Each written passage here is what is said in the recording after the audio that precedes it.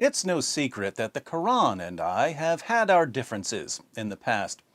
But I'm a man of peace and love, so to avoid ongoing hostility and conflict, I'd like to extend an olive branch by sharing my favorite verse of the Quran.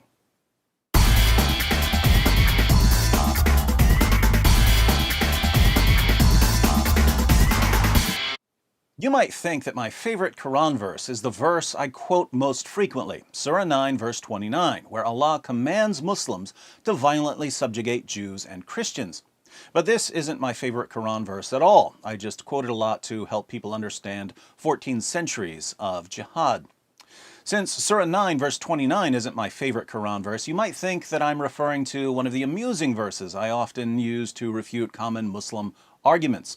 For instance, when Muslims claim that the Quran contains scientific miracles, I like to point out that the Quran says that Dhul Qarnayn traveled so far west he found the place where the sun sets, and that the sun sets in a muddy pool, and that stars are missiles that Allah uses to shoot demons to keep them from sneaking into paradise and listening to his secret plans, and that semen is formed between the backbone and the ribs. As helpful as these verses are, however, they're not my favorite. My favorite verse of the Quran is found in Surah 33, Surat al-Ahzab, one of the most freakishly disturbing chapters of the Quran, and that's saying something. What's amazing about Surah 33 is that, as nauseating as it is, we only have about a third of what it originally said. What we have today is what was left after Muhammad's wives and others sanitized it by removing some of the most abominable and sickening parts. Muslim sources show that more than 100 verses of Surah 33 are now missing. In Abu Ubaid's Kitab Fada'il al-Quran, Aisha declares, Surat al-Ahzab, Surah 33, used to be recited in the time of the Prophet with 200 verses, but when Uthman wrote out the codices, he was unable to procure more of it than there is in it today. Surah 33 in today's Quran only has 73 verses, but it originally had around 200. That's a lot of missing verses. And we know what some of these missing verses said. In Sunan ibn Majah, 1944, we read, It was narrated that Aisha said, the verse of stoning and of breastfeeding an adult 10 times was revealed, and the paper was with me under my pillow. When the Messenger of Allah died, we were preoccupied with his death, and a tame sheep came in and ate it. We discussed the verse of breastfeeding an adult 10 times in my Sheepgate video, which I'll link to at the end of this video in case you haven't seen it yet. In brief, before more than 100 verses were removed from Surah 33, one of the verses said that if a man and a woman aren't married to each other but they need to be alone together for some reason, the woman is required to breastfeed the man 10 times so that he'll feel like her son and won't be tempted to have sex with her. So according to Allah, the proper Islamic way for women to avoid sexually arousing men is to put their breasts into men's mouths this many times. Fortunately, Muhammad's wives had a better understanding of human nature than Allah did, so they conspired to remove that verse and other verses when Muhammad died after he was poisoned to death by a Jewish woman whose family had been slaughtered by Muslims. But in my humble opinion, Muhammad's wives should have taken out the entire chapter. Keep in mind, this is the chapter where Allah gives Muhammad special permission to break the 4-wife limit. Muslims are allowed to marry up to 4 women and girls, but in Surah 33 verse 50, Allah tells Muhammad that he can have as many wives as he wants. How convenient that the man who was receiving the revelations got the most sex partners. This is also the chapter where Allah orders Muhammad to marry the wife of his own adopted son after Muhammad causes the divorce by lusting after her. Since marrying the divorced wife of your own adopted son was frowned upon in 7th century Arabia, Allah decided to abolish adoption in Surah 33, verses 4 to 5. Adoption, of course, is one of the most loving, humane practices in human history, and Allah abolishes it so that Muhammad can have the wife of his own adopted son. Anywho, this utterly detestable chapter is the chapter that contains my favorite Quran verse. My favorite verse of the Quran is Surah 33, verse 53. Surah 33, verse 53 is my favorite verse because it shows beyond any rational doubt what the Quran really is. The historical background of the verse is that Muhammad would sometimes invite people to one of his many houses for dinner. But people would show up early or stay late because they wanted to talk to him and ask him questions. Muhammad didn't want these people hanging around, but he was too shy to tell them that they were annoying him. That's when Allah stepped in and revealed Surah 33, verse 53.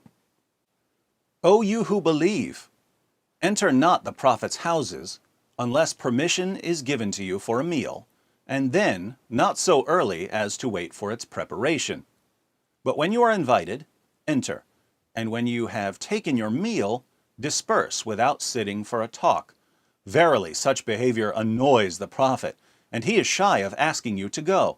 But Allah is not shy of telling you the truth. And when you ask his wives for anything you want, ask them from behind a screen that is purer for your hearts and for their hearts. And it is not right for you that you should annoy Allah's messenger, nor that you should ever marry his wives after him, i.e., after his death. Verily, with Allah, that shall be an enormity. Now, think about this. Muhammad doesn't like people showing up early for dinner or hanging out afterwards. He's a busy man, and Islam's most trusted sources say that he liked to have sex with all 9 of his wives on the same night, as we read in Sahih al-Bukhari, number 5068. Narrated Anas, the Prophet used to go around, have sexual relations with all his wives in one night, and he had 9 wives. Sahih al-Bukhari, number 5215. Narrated Anas bin Malik, the Prophet used to pass by, have sexual relations with all his wives in one night, and at that time he had 9 wives. Sahih al-Bukhari, 268. Narrated Qatada, Anas bin Malik said, the Prophet used to visit all his wives in a round, during the day and night, and they were 11 in number. I asked Anas, had the Prophet the strength for it? Anas replied, we used to say that the Prophet was given the strength of 30 men. And Sa'id said, on the authority of Qatada, that Anas had told him about 9 wives only, not 11. Surah 33, verse 50, gives Muhammad special permission to have more sexual partners than anyone else. And Muhammad wants to go from house to house, having sex with 9 women and girls a night. Now, obviously, if you're trying to have sex with 9 women and girls a night, not counting your slave girls, you don't have a lot of time for chit-chat. But Muhammad's followers want to talk to him, even if it interferes with his sexy time. Sadly, Muhammad, the guy who brags about having sex with 9 women and girls in one night, is just too shy to tell his followers to stop bothering him, so Allah has to intervene and tell them not to annoy Muhammad. Keep in mind, Muhammad is the one who's receiving these revelations.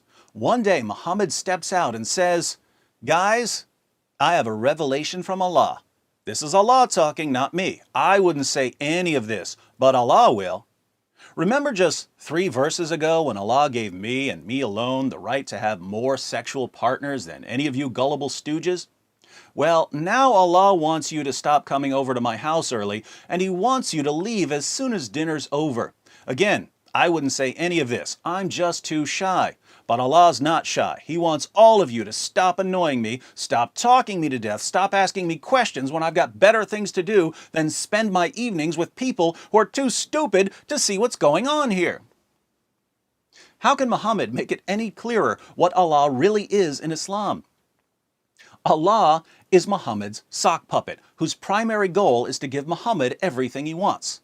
Why is Allah so obsessed with giving Muhammad, the puppet master, whatever he wants? Because Allah's a sock puppet, and that's what sock puppets do. You Muslims bow down 5 times per day to Muhammad's sock puppet. And when we ask how you can possibly believe that this is the true religion, you say ridiculous things like, oh, the Quran's been perfectly preserved, and the Quran's filled with scientific miracles. Why do you say these things?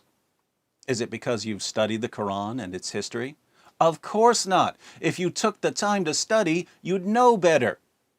You believe that the Quran has been perfectly preserved and that the Quran contains scientific miracles because your leaders, your imams and sheikhs, the puppeteers, keep the puppet show going for you. But instead of getting mad at them for deceiving you, you get mad at me for telling you that you're being used and manipulated. Now, I'm sick of being the bad guy all the time, so I'm not going to tell you that you need to grow up and learn to study for yourself instead of mindlessly believing what your lying leaders tell you. I wouldn't say that to you because I want to be nice. But I'm happy to inform you that I recently received a revelation from Allah, and Allah isn't nice. He tells you what you need to hear, even if it hurts. Grow up and learn to study for yourself instead of mindlessly believing what your lying leaders tell you. Listen to the super genius David Wood, or you're doomed. And be sure to watch this video about Muhammad's wives conspiring to remove parts of the Quran. Pretty creepy reducing Allah to a mere sock puppet, don't you think? But Surah 33, verse 21 of the Quran says that Muhammad is the pattern of conduct for mankind. So if Muhammad treated Allah like his personal sock puppet, and Muhammad is the pattern of conduct for mankind, the only way we can avoid treating Allah like this is to reject Islam.